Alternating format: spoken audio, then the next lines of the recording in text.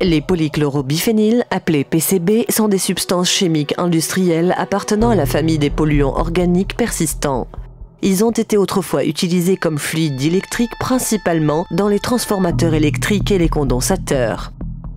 Les PCB n'ont jamais été produits au Maroc, ils ont surtout été importés par les fabricants des transformateurs et condensateurs et par les sociétés de maintenance électrique, en raison de leurs propriétés physico-chimiques remarquables en matière de stabilité chimique, d'isolation électrique et de résistance au feu.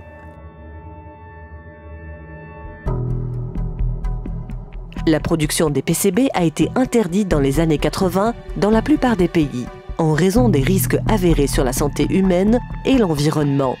Toutefois, beaucoup d'anciens appareils contenant ou contaminés au PCB sont encore utilisés aujourd'hui au Maroc. Une situation qui nous concerne et qui nous interpelle tous, d'autant plus que les PCB sont avérés toxiques, persistants dans l'environnement et bioaccumulables tout au long de la chaîne alimentaire. En effet, lorsqu'ils ne sont pas gérés et éliminés d'une manière écologiquement rationnelle, notamment en cas d'abandon des appareils et déchets de PCB dans la nature ou leur cession à des ferrailleurs, les PCB peuvent se retrouver dans les milieux naturels et être ingérés par les animaux terrestres et aquatiques, et par conséquent, l'homme qui se trouve à l'extrémité de la chaîne alimentaire peut accumuler des concentrations de PCB à travers la consommation d'aliments contaminés. L'exposition chronique, c'est-à-dire à long terme, au PCB, peut avoir plusieurs effets néfastes sur la santé, à la fois des effets cutanés, oculaires et respiratoires, mais aussi des atteintes au système immunitaire, endocrinien et reproducteur. De plus, les PCB sont soupçonnés d'être cancérigènes. En cas d'incendie d'un appareil contenant des PCB, ces derniers peuvent brûler et générer des sous-produits encore plus toxiques appartenant à la famille des dioxines et furanes connus pour leurs effets cancérigènes. Conscient des risques que représentent les polluants organiques persistants en général, le Maroc a signé et ratifié la Convention de Stockholm en vue de protéger la santé humaine et l'environnement contre les effets néfastes de ces polluants.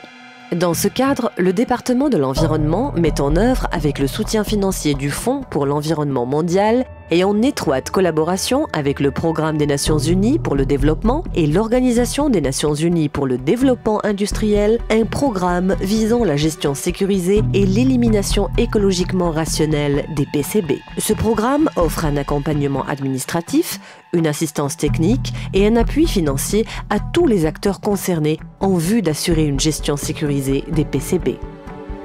Nous sommes tous concernés par cette problématique, que nous soyons des industriels, des sociétés de services ou de maintenance électrique, des marchands de ferraille, des associations ou de simples citoyens.